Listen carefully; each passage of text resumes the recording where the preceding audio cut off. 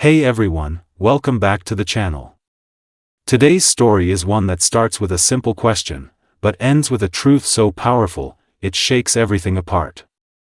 It's about love, loss, misunderstanding, and the quiet ways people hold on to hope when life takes everything from them. It began on a rainy Tuesday morning in a towering glass building in the heart of the city. Employees rushed through the lobby, clutching coffee cups and laptops, trying to stay dry as thunder echoed outside. At the top floor of that building sat a woman known for her sharp mind, her strict leadership, and her complete control over everything she touched, Amelia Grant. CEO. Brilliant. Untouchable. Or at least, that's what everyone believed. She was in the middle of reviewing quarterly reports when her assistant knocked gently on the door. "Ma'am," he said carefully, "there's a situation downstairs." Amelia didn't even look up. "Handle it. It involves a child." That made her pause. "A child?" She set her pen down, slightly annoyed. "This is a corporate office, not a daycare. Why is there a child here?" "That's the thing," her assistant replied nervously. "She's refusing to leave, and she keeps asking for you." Amelia frowned. "Me?" "Yes. She keeps saying, she wants to see her mommy." The room went silent. Amelia slowly leaned back in her chair. "That's not funny." "I know, ma'am. That's why I thought you should come down." Reluctantly, Amelia stood and walked out of her office, heels clicking sharply against the marble floor as she made her way to the elevator. Her mind raced. She had no children. No family. No one who would ever send a child here looking for her. So who was this girl? When the elevator doors opened, she immediately spotted the commotion near the reception desk, and there she was. A little girl, no older than 5, with soft curls and wide, teary eyes. She clutched a small stuffed rabbit tightly in her arms. Her shoes were worn. Her dress slightly wrinkled.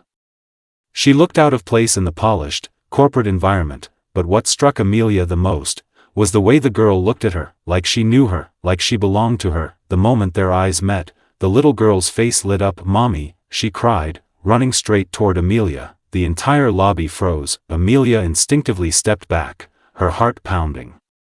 Wait, no, but the child had already wrapped her arms around her legs, holding on as if she'd found something she had been searching for forever. "I found you," the girl whispered, her voice trembling. "I told Daddy you were real." Amelia stood completely still, her mind refused to process what was happening. "Let go," she said quietly, trying to keep her composure. "You're mistaken." But the girl only held tighter. "You're my mommy," she insisted softly. That's when Amelia noticed a man approaching from the entrance. He looked exhausted. His clothes were simple, slightly damp from the rain. His hair messy, his face lined with worry. But his eyes were locked on the child. "Lily," he called gently. The girl looked back. "Daddy, I told you. I found her." Amelia's gaze shifted to the man. He walked closer, clearly embarrassed. "I'm so sorry," he said quickly. "She didn't mean to cause trouble." Amelia's voice turned cold. "Then explain. Now." The man hesitated, then sighed. "Her name is Lily. She's been talking about her, mommy, for months now." Amelia crossed her arms. "And you brought her here? To a random office building?" "It's not random," he said quietly. She described this place. The building. The office. Even, you. That sent a chill down Amelia's spine. "That's impossible." "I thought so too," he admitted. "At first, I ignored it.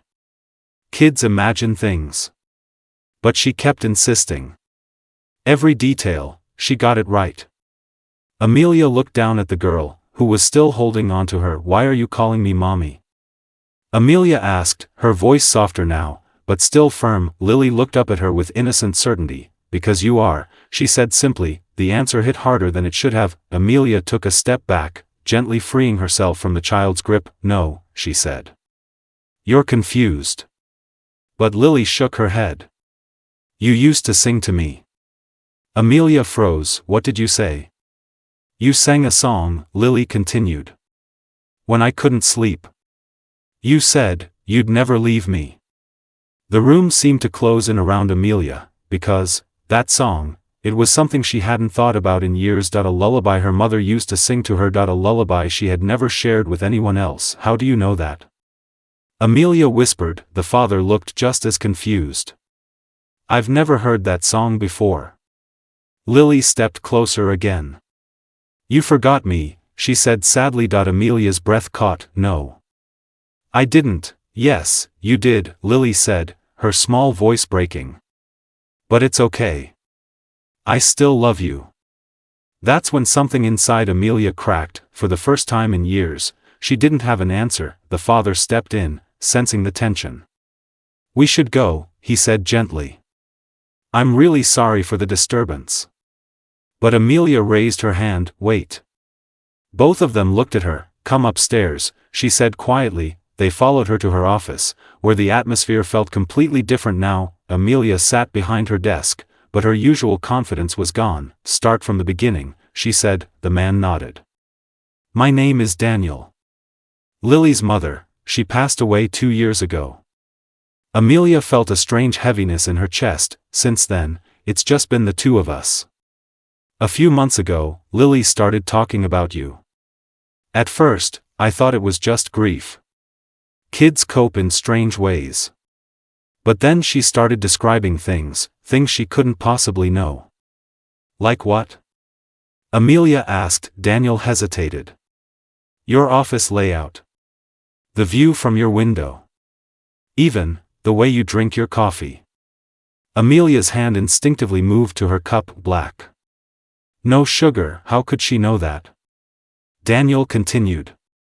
I've never been here before. Silence filled the room. Amelia looked at Lily again. Who told you about me? She asked softly. No one, Lily replied. I remember. Remember what? Before. Amelia's heart skipped. Before what?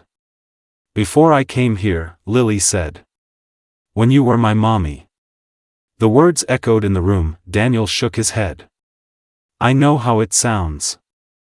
I don't believe in things like this. But I can't explain it.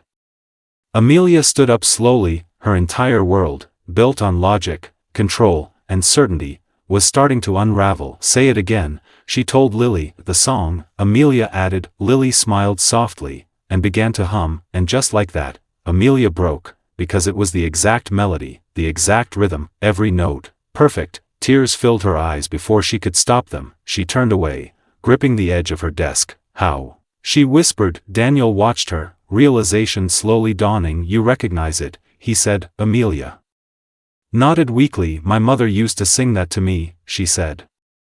Before she died. Lily stepped closer again. You sang it to me too, she said gently. Amelia looked at her, tears finally falling. I never had a daughter, she whispered, but even as she said it, she wasn't sure anymore, because something deep inside her felt like she had. Daniel exhaled slowly. I don't know what this means. But I do know one thing. He looked at Amelia. She's not lying. Amelia knelt down, bringing herself to Lily's level. Why me? She asked. Lily reached out, touching her face. Because you're my mommy, she said again, softer this time.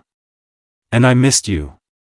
Amelia closed her eyes, and for the first time in years, she let herself feel something she had buried long ago. Love, the kind that doesn't make sense, the kind that doesn't follow rules, the kind that finds you, even when you don't believe in it anymore. That day changed everything, not just for Amelia, but for all of them, because sometimes, the questions that shake us the most, are the ones that lead us back to who we truly are.